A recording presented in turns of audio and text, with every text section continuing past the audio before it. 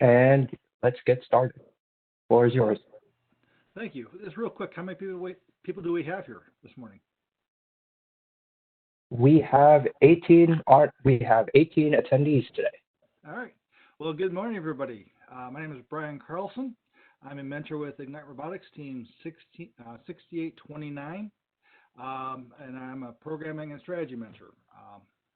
So this past during the 2020 season, we implemented a new strategy team that had a lot of integration with all the other sub teams, build, programming, and such, and a lot of different responsibilities. And so this talk is going to go cover some of the stuff that we learned and how we went about creating our strategy team and what's sort of out there. So I like this quote a lot. Hope is not a strategy. So even if it works for FRC, even on build team, like, are you going to be done by next Tuesday? I hope so. That's not a strategy. It's not a plan. Let me get over here. So what we're trying to do in strategy is understand, first off, effectiveness and efficiency. Efficiency is doing things the right way, and effectiveness is doing the right things. So one of the things that we want to do as a strategy team is make sure we do the right things, and then do, you know what, I need to see my notes. Then make sure you do, where is it? Oh well. Then make sure you get better and faster at it. So you want to add effectiveness first and then efficiency. So when in FRC, as always, you generally do not want to like reinvent the wheel. And so Mike Corsetto from 1678 has a great phrase that a lot of people like using. Steal from the best, invent the rest. What you're going to find in this presentation is we didn't do a lot of inventing. What we did was we looked at a lot of common things from other teams and said, hey, they all sort of do these things, right?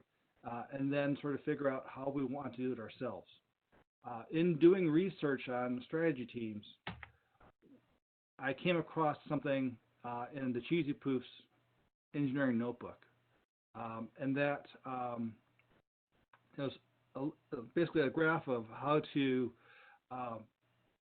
figure out which way to play this game was. I forget which one. Oh, this is Steamworks, which gave me an aha moment of like, wait, instead of just saying we think this is the best way or this is scores the most points, you can actually start putting together in spreadsheets data and visualize it where you can actually compare and contrast strategies. The second thing that popped up was, and I would encourage everybody to read this, Katie on Chief Delphi started a thread. Your scouts hate scouting and your data is bad. Here's why. And it was a real good thread. A lot of teams talking on it. There's some of it talks about scouting, and scouting is different from strategy. Scouting and strategy work well, work together, but they're different. And so in there and stuff I read on 1678, one of the things with citrus circuits that we did was one of the things. By the way, if you have questions as we're going along, just pop them in the Q&A, and either myself or the host will catch that. So citrus circuits have a real nice scouting system. They have 24 scouts, so they do some amazing stuff, which like every other team in the world can't. But I'll talk about how we get around that. So the question is, once I learned about all those different things, you got to figure out where you are and where you're trying to go. It's a common theme through this presentation, and I always do it in FRC, is I don't want to do something until I know what the goal is and objective is, and then make sure as we're doing different things in this plan or milestones, that it achieves that goal. And if it's not going towards that goal, then we don't want to do that. We started off our first several years basically at kickoff. We would go ahead and talk about everything, like we'd break into small groups. We'd read the rules. We'd come back and we would start having a discussion about. So let's say, for example, in 2020, we'd come back and talk about how we need to be able to shoot the high goal. That's really important. And so we would start sort of figuring out what we wanted to do from that standpoint for robot functions. And it was very much a, hey, what about this? And everybody sort of agrees. And so very much a informal process. For when we went to competitions, we had paper, and paper is a valid way of scouting. It's not how you do your scouting. It's more about how you can use that data. And so we had a bunch of different sheets on different teams at competitions, and you'll see here in a second what problems we have with that. And then at the end of day one, when it came time for alliance selection, we had a group of 5 students talking about what they thought about different teams.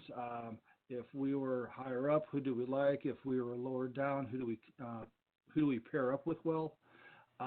It was a general discussion, and the students in this group, a lot of times were key students on the team, and so they had other roles during competitions, and that became one of the issues we have.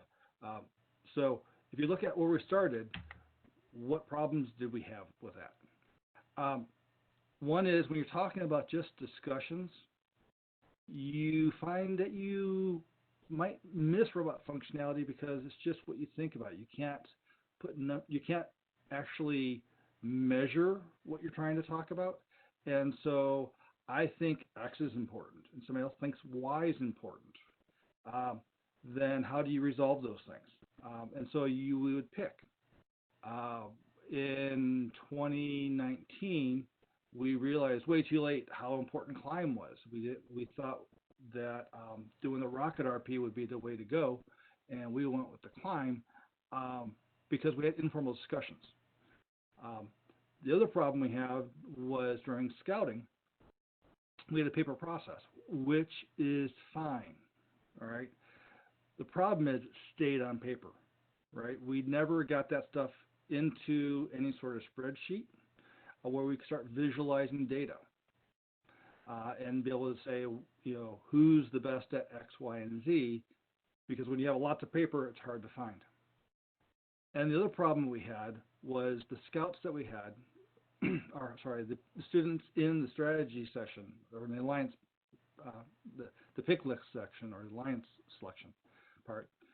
What we had was students that were drive, team, pit, and such, all on that group.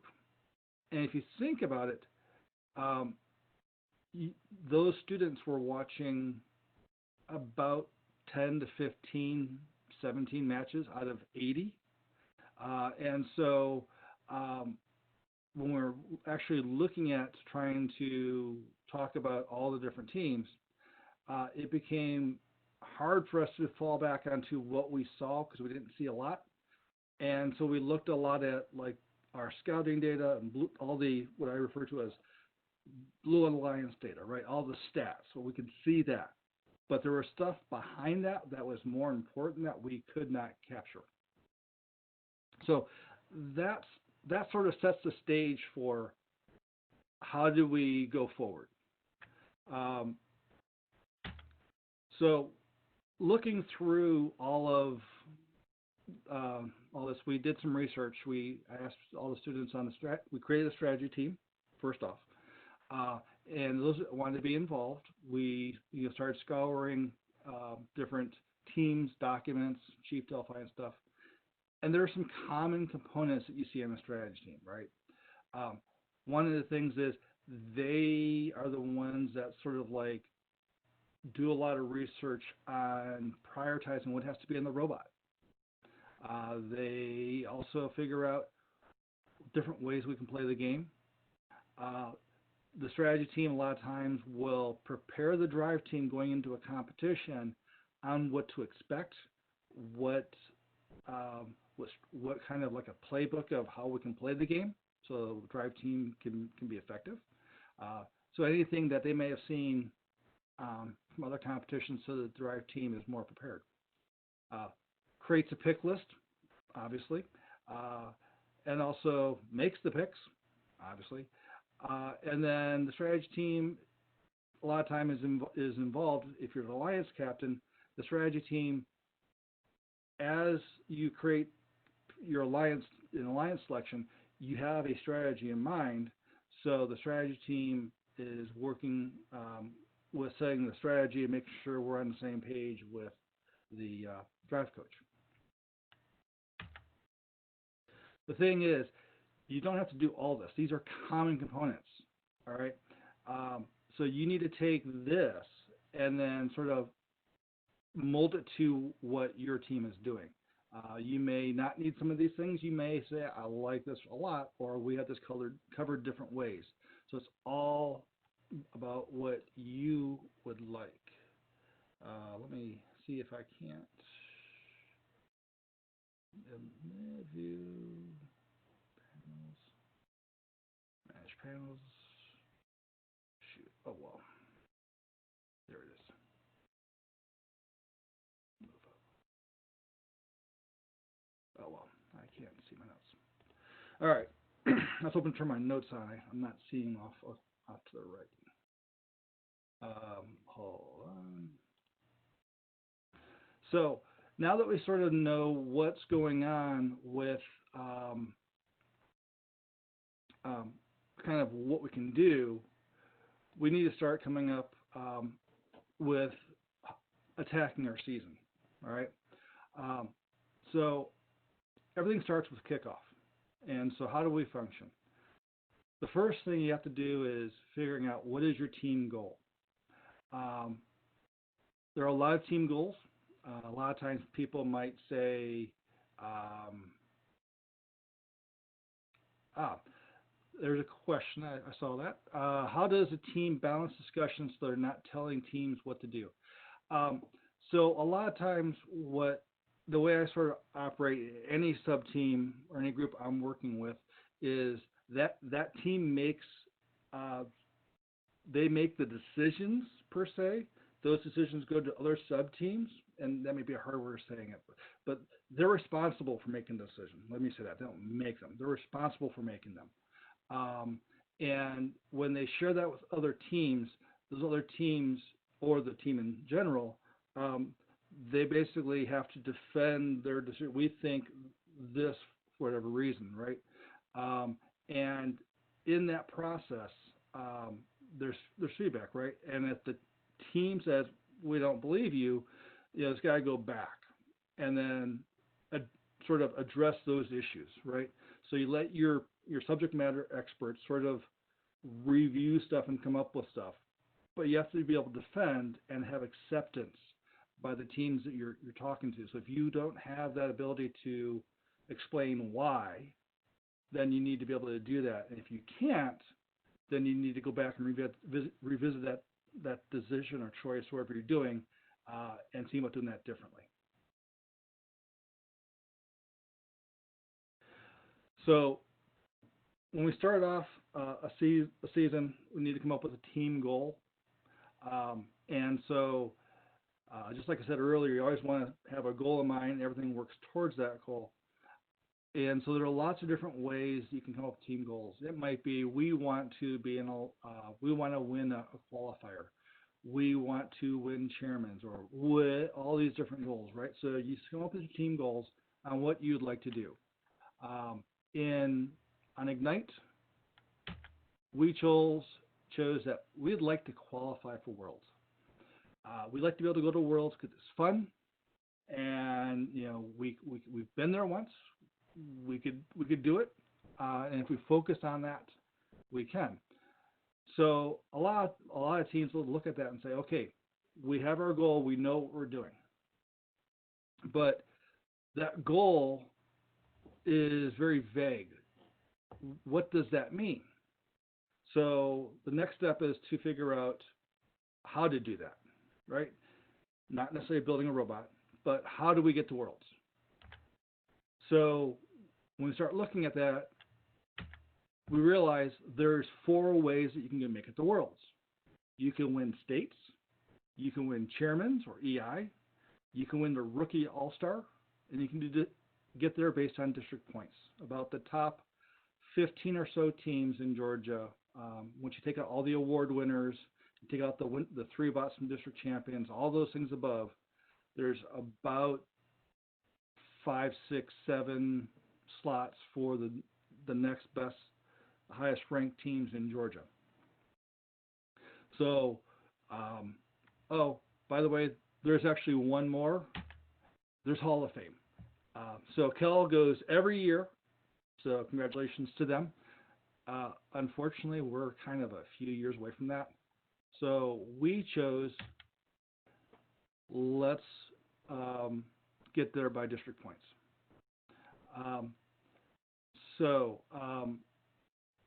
Just can we throw up a quick poll real quick by chance? Let me take a look. Can you see a show of hands by chance? Audience attendees should be able to do a show of hands, yes. All right. So a show of hands, how many people know what district points are?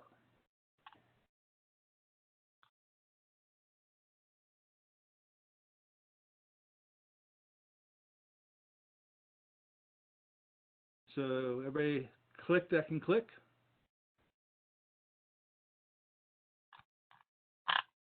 All right. How many people had raised their hand? We have 8 people that have raised their hands out of the 35 attendees.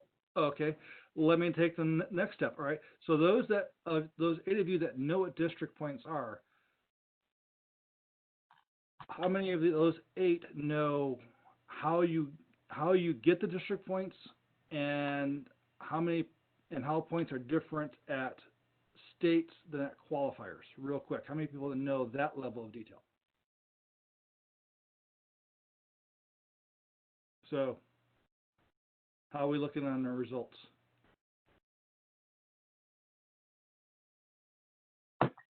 All right. We have about 5 to 6 hands raised. Okay, great. So I'm going to give a real quick thumbnail view of district points. Fundamentally, when you go to a competition, you can earn points in one of 4 ways. At the end of qualifications, you're ranked from 1 to N in your rankings, but your ranking gets you district points. And so it's somewhere around like 20-ish for number 1, and the last team gets like maybe 1 or 2 points. That's a formula based, so the number of teams there affects that. So I can't tell you what that will be, but you can get in the teens kind of range pretty easily if you're in the top third, I guess. You're in the teens. Additionally, if you win an award, that's 5 points. If you are an alliance captain or you're a first pick, or if you're the first pick on the team, actually, alliance captains get points. They go from number 1 alliance to get 16 points. The number 8 alliance captain gets, I think, 9 points. And then during the draft, there's 16 robots picked, right? The first and second bot for each alliance. And they go from 16 points for the first overall pick to 1 point for the last robot picked. In the playoffs, if you win your best 2 out of 3, you get 10 points. So if you win the competition on an alliance, then each of the 3 teams on that alliance would get 30 points, 10 points for quarterfinals, 10 points for semifinals, 10 points for finals. Uh, Typically, what you'll see is the, the alliance captain and the first pick of the winning alliance coming out of a district qualifier will get somewhere in the 65 to 75 range. If you're making it to the finals, you get 10 points less. So you might be in the high 50s, low 60s. And so that's how it kind of works. A point to be aware of, when you go to states, that same formula is used, but the points are tripled. So we need to know how to get points to get there. So how many points do we need? And it turns out that if you get 205 points roughly, you then get you should be able to qualify for worlds. That floats. Some years we have a few extra teams. Number of teams that go to world is assigned by FRC HQ. And then 2020 we had one less team than the previous year. So if you have a couple extra, that might go from 205 down to the 190s. But that gives me a goal to shoot at, right? We now need to, as a team, be able to score 205 points. So if you do all the math there, and I'm going to hand wave all this, if you're ranked in the top 8, you get picked by a top 4, you advance to the finals and lose and win an award. That's 45 points. All right. So that gives us something. You don't have to win every competition. Don't have to be in finals, right? And so that was something we thought we could do. So now that we have our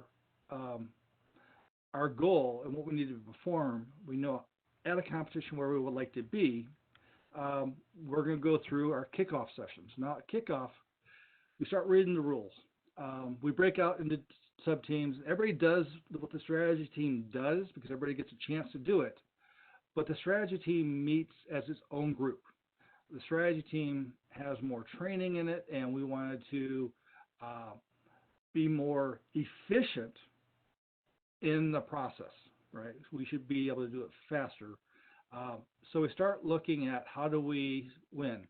And going back to that cheesy Poofs example of the graphs, I created a spreadsheet that allows us to go ahead and measure how much we perform. And after this presentation is over with, I have all the slides of the spreadsheet, but basically there's one tab where you enter in all of the ways you can score based off the manual. Another tab has all the things you can do. Drive across the field. From 5 feet away, place an object. From 5 feet away, pick up an object. From 10 feet from the bar, drive forward, climb within 10 seconds, right? So all these things that we do, we sort of put all these actions that we can think of. Those actions may score or they may not. They all have time, how long we think that's going to take, and they have a probability. So if we're shooting balls at the high goal, we may think that that's 80%. So when you start putting all those actions together, there's a tab that has cycles. And now in that cycles tab, there's a drop down. You can add all the actions for one cycle. That'll tell you how long that cycle takes and how many points you get. All right. And then this is the final tab of that, which is you can put all your cycles together. So in the left-hand one, we're going to do our preload outer shot and odd time. So that's going to take 15 seconds. We're going to get 15.8 points. So we get 1.05 points a second in odd time, right? And if you look at spin the wheel, that one's also really point dense. Takes a lot to get there, but it shows you how valuable that is. But both of those compare to climb. We thought we can climb in, I think it was 20 seconds. If we could do a level climb, that was 40 points. So by using this kind of analysis through kickoff, you can see where the point dense actions are and try to maximize those. Okay? So great, we know what we have. Okay. But the problem we have is we just made assumptions, right? We think we can do some stuff. And just like it was asked earlier, we're not telling people we have to defend our decision. You need to show your work. So all those actions that you do in that spreadsheet, we look at previous years. So if we're trying to shoot the ball through the outer goal and the inner goal, our accuracy was, we went back to 2016, and we looked at that because if you look at it's a recent game, it's a similar size ball, all that kind of fun stuff, and we saw that our accuracy was about 80%, 90% from about the same distance, and the goal was back then in 2016 was small. Was the same size as the inner port. So just thinking at the outer port, if it was like 80% in 2016 for the inner port aiming, we figured we can get in the high 90s. So those numbers, we sort of think about them and we make estimates, but we have to support our work and find ways to sort of prove out what that is. So if you're looking at how fast it takes to traverse the field, find a game that has you doing full field actions. And a lot of that stuff will also tell you what kind of defense was played when it's an open field versus a closed field. All that stuff allows you to start putting together what you want to do, and then be able to explain why and help educate the team on why you're doing that. So coming out of our day one, since we've done all that analysis, we break up all the different parts of the robot, even stuff that we don't think is of any value, and we put it into what's referred to as a priority list. And things that we have to be able to do this, we want to be able to do this, we dream to be able to do this. This is not how well it does that. It's just more of a, how important is it to go back to human player station and have them dump the balls into our robot from 2020. Well, if you're planning on doing a lot of shooting and you expect to have balls on the opposite side of the field, that's not all that important because you want to optimize your robot for your strategy. So that may not be a want to have, it might be a need. It might be a want or a dream, not a need. And inside each category, we rank them. So inside a need, we had be able to climb. Inside the need, we need able to shoot at the higher goal. The climb, as we saw, was more point dense, so that one had a higher priority. The most important thing we need to do is climb before shoot because of the amount of points you get for the amount of time.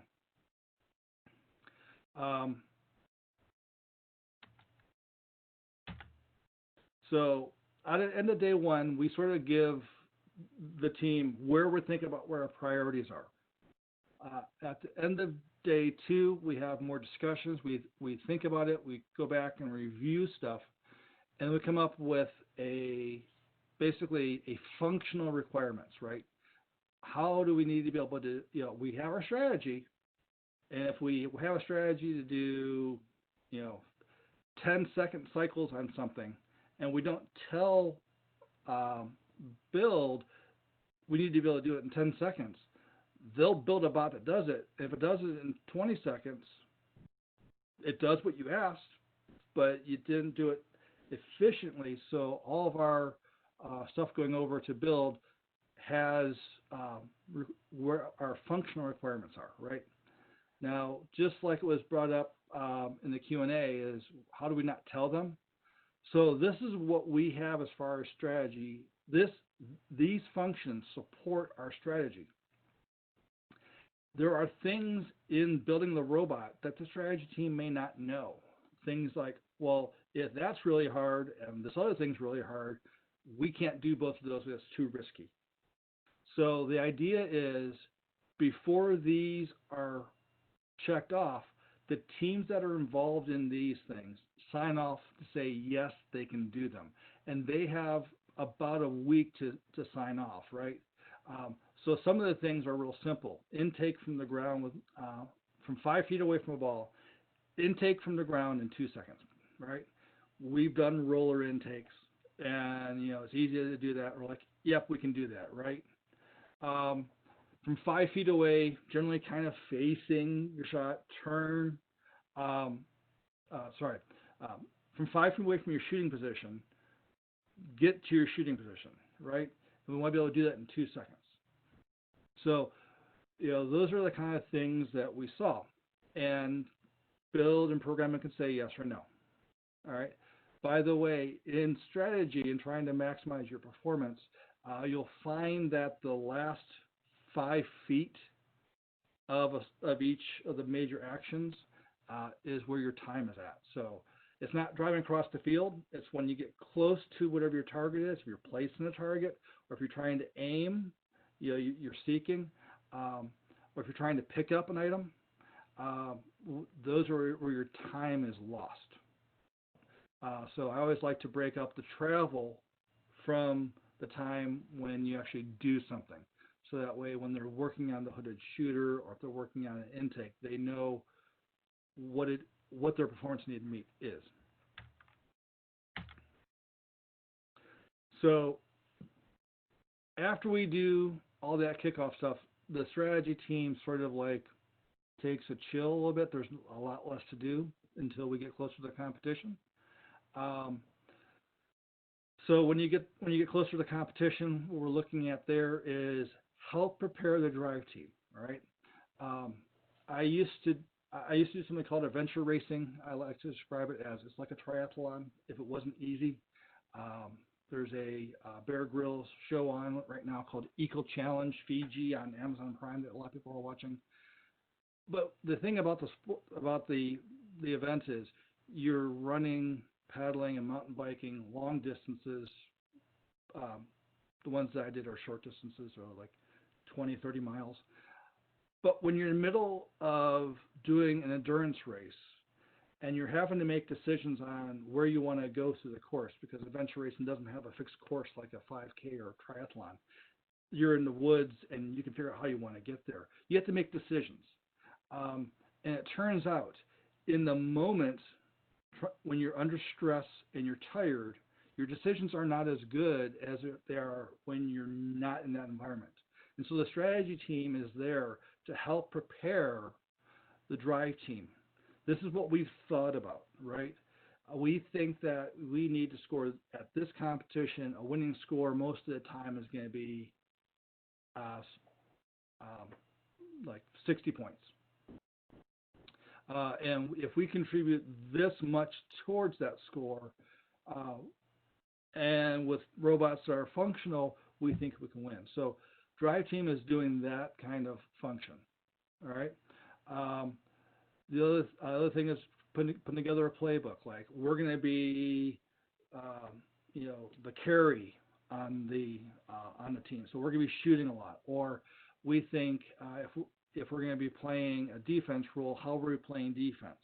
If we're going to be the mule and bringing and playing support and bringing balls to a bot, how would we do that? So they'd have all these broad ways of playing the game and the effective ways of doing that, so that when the drive coach is talking with other teams and figuring out how that qualification match is going to play and what they would want to do, they already know stuff. This goes back to the let's not make things up on the fly.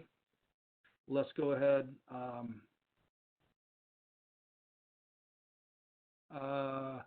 Anything I need to know because I can't hear. Can other people hear me? My audio good, or am I just quiet? Your audio is fine, at least for me. I am not sure. Okay. Some people or some of the attendees are saying yes. Okay. So, Mr. Welsh, that's your name here. Maybe it might be something on your end. Just check on your computer. Just check your sound options. Make sure everything's coming out the right way. Right. So we'll do there at the end. I have my information, and so you can contact me there. So, um, so that's kind of what the drive team does. It sort of prepares you for, the strategy team does pre-competition.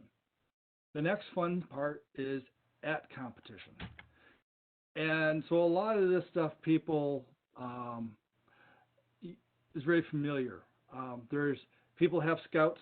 How you scout, it doesn't make a difference if you use paper or anything. What makes a difference is when you get done with day one and you're talking about alliance selections and who you like to talk to and stuff, that you're able to use that data in a meaningful way. If you're flipping through a bunch of papers and you can't figure out, give me the top 3 teams at X, you fix that somehow. Get that data from paper into a spreadsheet, and you'll be good. So it's not about the physical way of doing it. It's more about the function.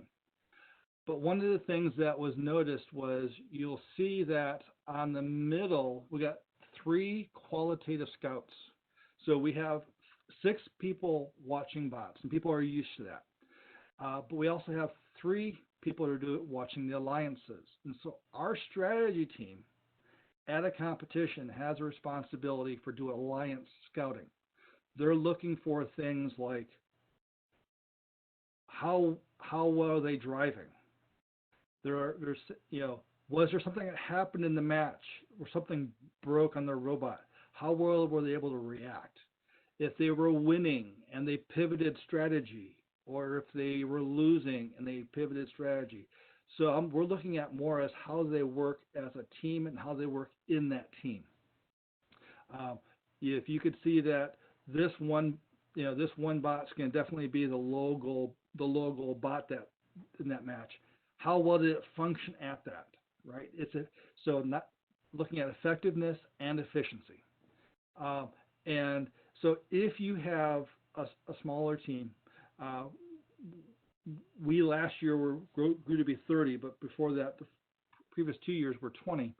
It's hard to fill all these spots. And so what we do, we would have our parents and mentors sort of backfill the scout spots on the bot, watching the bots. If you can't do that, I would say this: ignore the bot scouts and focus on the alliance scouts, because the Blue Alliance has data. It may not be 100% accurate per bot, but it'll give you a really good feel. If you're not watching the Alliance and you're watching bots and you have better stat data, it's going to be really hard to come up with the good feel part. You can't get that the other way. So, and it turns out when you go later on, the qualitative, the eyeball test is really heavily weighted when we're trying to figure out what we're going to be doing. So this is our process. This process is basically what 1678 does. They do 18 bot scouts, so they can do compare and contrast 2 different scouts and how they did. And if I say it's 5, student John says it's 5, and Jane says it's 6. Well, we got 2 5s and a 6. The 5 is there. That's hard to do on most teams if you're not 1678. So if you're interested, last year we set it up what's referred to as the Peach Alliance. Ignite Robotics and Otto created a scouting app that had a laptop. It basically implemented this, had a laptop in the stands. We used QR codes to read from a scouting app that we had on a tablet. We had 7 teams in the Alliance. 3 of them did not have tablets. They used Google Forms. So they did pencil and paper. And at the end of each match, they put it into Google Forms that got put up onto their laptop or on the cloud. And then we had a cloud server that did that voting. So I can't have 3 people watching every bot on our team, but if we had multiple teams watching it, then all of the pure statistics would go to a cloud server. It would do the voting, and then you'd be able to get back verified stats. So So you have your stats plus the verified. So if that interests you, let me know. We're hoping to get that going again next year and open it up to teams in Georgia. So we have all of our data from day one. If you notice, I'm not going into scouting too much because you measure what's important to you. But the very first step that most teams have in this process is ranking, all right? We're not worried about making sure that we have 1 through 35 in the precise order. You're looking to make sure that the top 10 is the top 10, you know, and that there's not somebody that's really ranked high that isn't. So you're not worrying about ranked third or fourth. You're making sure that fourth is really in the top 10 and not like ranked 18th. So 1678 uses a formula. In our sessions, we have an open session, so anybody can come to these meetings.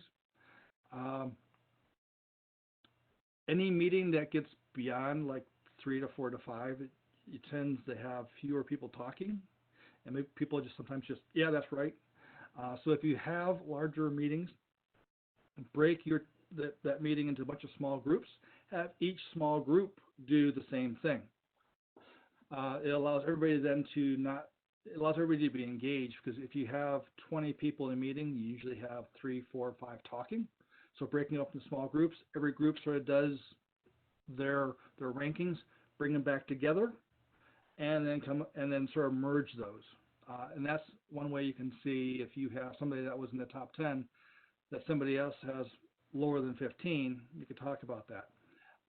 But again, don't worry too much.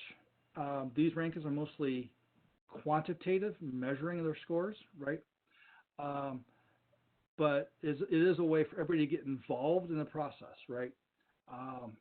This a lot of times will take hour and a half. You could make it last 3 hours if you want. Don't do that. But try to go through it kind of efficiently so everybody gets to enjoy that process, because they might be able to be a strategy person, but they might want to help out, and this is a way they can do that. So the second step is a pick list. This is a closed meeting on our team. It has all the Alliance Scouts in it, right? And so in this meeting, what we're looking at doing is we want to know who in the top 8 is going to fall out, possibly, who's going to move up. Then we go through and like, who's going to pick who. So here's our top 8, but one's probably going to pick 2. That puts 9 as an Alliance captain. And if you understand kind of who's picking whom, and you can figure out if you're a captain or a pick, or you could be a captain or a pick, you can sort of figure out where you think you might fit in those alliances. And if you have your guess at you're going to be the number 6, you know, you're going to be picked in the 5, 6, 7 spot, and you look at 2, 3, and 4, you can sort of see what they might do. You know, the teams at the top are going to pick, you know, the powerhouses. You know, they usually win the competitions, right? So you might then have to pick a strategy that looks at that, right? But remember, your strategy is to fulfill the goal for that competition, right? And make sure that when you pick the strategy, you're trying to achieve that. So you want to be prepared for that, and go back to all those playbooks. How do you play the matches? Maybe you want to just pick 3 general scores and just run and gun and say you can't defend us, but we're a lower seed, but we're not going to have one bot that's just doing defense, so you have to defend 3. You might try to pick bots that have a widespread in functionality, and so they, you know, you're hoping to get some of their good matches, and some of them might actually have problems. So you're trying to sort of figure that out, right? So you take those rankings. Now you have a strategy. You take the rankings, and you start talking about the eyeball test, right? Who needs to move up, move down, because this list of the rankings is purely stat driven, right? And now that you kind of have an idea of a strategy that you're trying to play, you then have an idea of what you want each robot to do. You then start looking at those key stats and you start saying, I think now I'm trying to get the bots in the precise order as close as we can, right? Not worried, doing all 35 bots, but the bots that if you expect to be considering, especially as a key bot, you want to get those really right. And so those rankings come in, and we're like, wow, they really did this. This bot at number 7 was really good at just pivoting, and when people tried to, so when they fell behind, they switched strategies. When they were picking up a piece, they saw where they're supposed to go, and then there was a defense spot there. And so before even trying to go there and get around the defense spot, they went to a different target, right? So you look at those kind of stuff and you say, well, even though they're a 7, and in elims there's probably more defense, we're going to rank those higher, right? And so you start taking that eyeball test and put together a final rankings of what you need for each of those key scores. Coming out of that meeting, you want to know who are you trying to watch, right? So there are going to be teams that were playing well that you're going to want to make sure they keep playing well. There's teams that people from they're doing pit scouting know that a team had some problems and they're working on fixing something. Let's keep an eye on them so we can see somebody that's getting better. And if you're trying to hit a home run on a pick where, they're kind of like around here and they're popping up, and maybe we need to find, somebody that, last match or two did better than expected, right? So you're trying to focus your attention on day 2 to sort of confirm what you thought in your ranking list and pay attention to some others that may come on. The other thing is the pick list is private, even from your own team. It's helpful because if you have the pick list could do a couple things. One, it can sort of infer what your strategy is going to be, which you don't want other teams to know. 2, something may happen day 2 and change that pick list, right? Where someone didn't perform as well, and so you don't want that getting out there. Or the other thing is somebody starts performing really well, and they're on your pick list. You don't want people to know what's going on. So try to keep the circle of trust small and keep it private. So that's all the things you can do, but not everybody is going to be doing that, right? There's only 8 alliance captains, so a lot of this stuff doesn't need to be done for a lot of teams, right? So if you're not picking, there are some things you can do.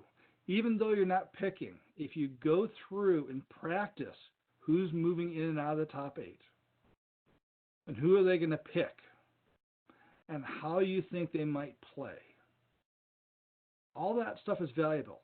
You may not use it when you do it during the alliance selection, because last year we were in this boat, right? We weren't picking, right? So we just did this. And so it's good in 2 ways.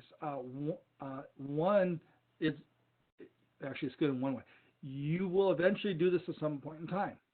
Even if you're not the first pick, you may be a second pick, and you might need to be collaborating on what the third pick is, right? So if you practice all these things, right, when you get in that position, you will have done it. You don't want to do all of this the first time at your first time you're picking. The pick list portion, again, probably could take an hour. It can take 3. Be aware of things. One of the things that we learned last year when we were doing this, boy, are you tired going into this. Our Alliance Scouts watched, we basically, we require our Alliance Scouts to watch pretty much most of the matches, and that's not measured, but, 60, 70% of the matches, so they're in the stands a lot. I did see in reading this year's scouting white paper from 1678, one of the things they put in theirs, which I'm going to steal from the best, every 2 hours they have a half hour break, right? So we need to get them out of the stands, because we went into this last year, even though we were not in a picking position, we went into this and doing just this part of it, which is a shorter part, was rough for us. So be aware to keep your scouts or your strategy team rested, and so they can do that. One of the things that one of the things I'd recommend, teams talk to each other. It's really good to form friendships, right? And always be respectful of the other team. If you're picking, if you're going to potentially be in a picking position, teams are going to want to talk to you. And if you're trying to match up with a team that's in a picking position, you're going to be talking to them. Always be respectful. Teams are a lot of times very busy. At night, that pick list process, if they're in a picking position, it can take a lot of time. So try to know when you're talking to another team, if you're, hey, what we can do, be courteous on being focused on what you're asking about, right? If you're the picking side of it, right, it's important for you also to let teams know what you broadly think. Don't give away any strategy stuff, right? If you got this hidden thing like, hey, we can do triple climb week 1, so we really want a bot that we could, has room for us to put on climber. Don't do that. That gives away too much stuff, right? But if it's good for you to give clear, like, these are things that we look for, because it allows teams to focus on those and get better, which means you get better bots, and it allows the teams that are on the other side of the conversation to know what you're looking at, and it allows them to do things during the competition so they can get better. So it's a win-win on both sides, right? Get to know a lot of teams, have friends every place, because friendships will not get you a pick. If you look at most teams that pick, they're great friends. Yeah, great. Not going to pick you because of that, right? It's going to pick you for what you can do, all right? But the nice thing about friendships is it allows you to have a real fast conversation. Hey, real quick, what you looking for, right? Because we're friends. I can ask that really quickly. And last year when we were down low, we were like, hey, what you looking for? And so the teams that we had good friendships with, right, it became a real fast conversation. So it's easier on the other side, right? And it was like, we're looking for X, Y, Z, right? And then the other teams where we didn't have it, that was more of a muddied conversation, right? They're really, really, really vague because they don't know you. So building relationships in Georgia is great for lots of reasons, helping out at competitions, other things, but it's also great for having good, effective communication. So with that being said, are there any questions?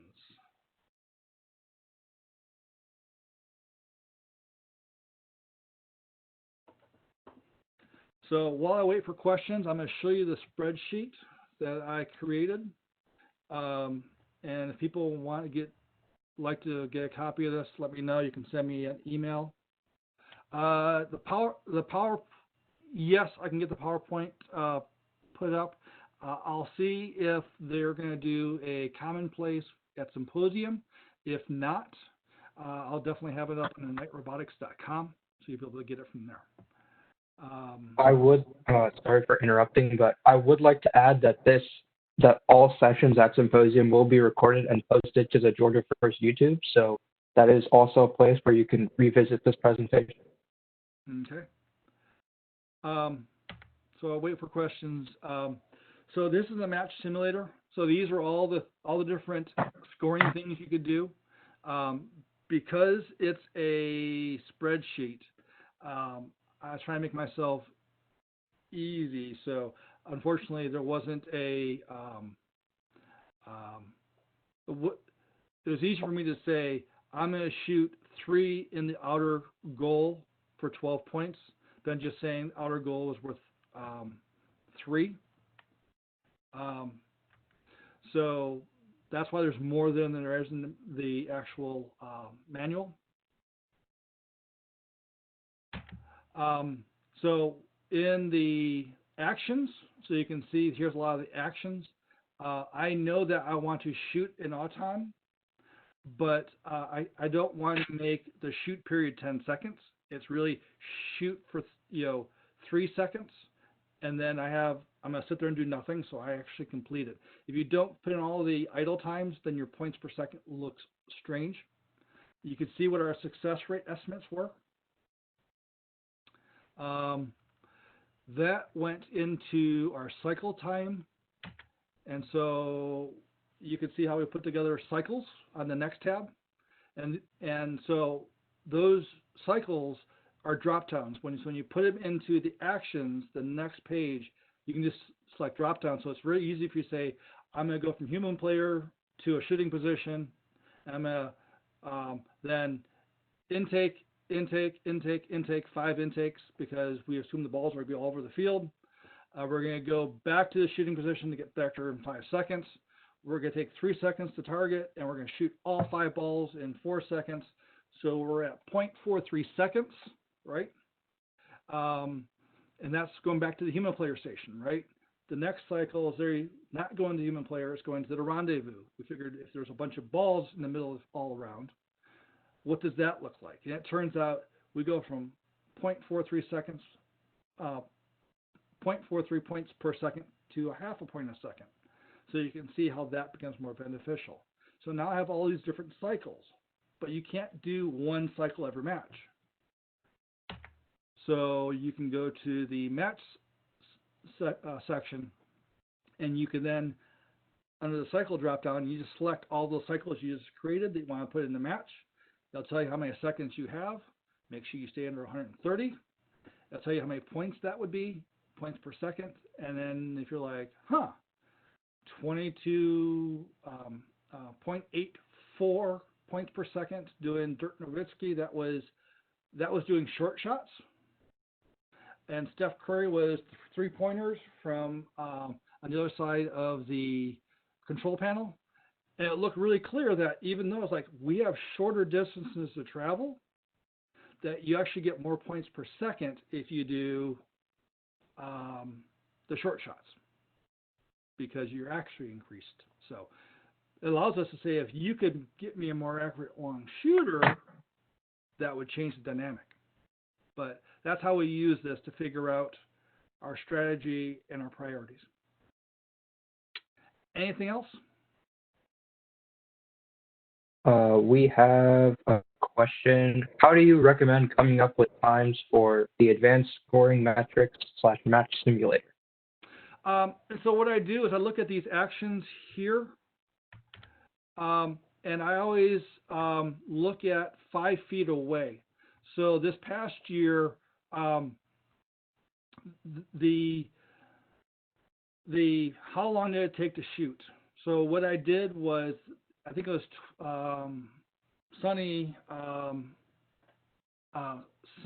Gupta asked this, or knows this for sure. He has a talk on this. Go see his talk on past games. I think 2012, I think it was ish, was the basketball game. I forget the name of it. I wasn't involved in. And in that one, we were watching a lot of the end of season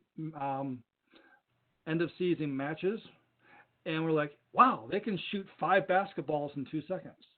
Okay. And then we looked at that because we're going to carry multiple balls, and that was a similar one. So we figured 4 seconds for us because we're not a top team. We're going to be a little slower. When it came to accuracy, the inner goal was similar to 2016 Stronghold, and we looked at that one. And in there, we looked at 80% accuracy for the high goal, and the left-right tolerance on the inner goal was actually larger than the 2016, but the top-bottom was narrower. So we said, well, 80%, and we don't have anything to target on that, so let's lower that down. So all of our stuff that we sort of came to, we had to tie it back to something. We had a full field to cross, right? Not too many obstacles in the way. So we looked at Steamworks and aerial assist that have open field to see how fast do they travel. So a lot of going back to that. One of the things we are going to be doing this off season for our team is we're going to go through a lot of the games for as much as we can get and look at in each game different elements of those, so we can actually have a library of stuff. So we don't have to 2016 had a shooting game. Go look at that. We'll sort of have a lot of that research done. So with timing information. So it is 10:02. So unfortunately, we do have to end this particular session. I want to thank everyone for joining this session, and this big thank you to our presenter, Mr. Brian Carlson, again for giving us this great presentation on strategy and how to elevate your team strategy in FRC. So with that, I'm going to stop the recording and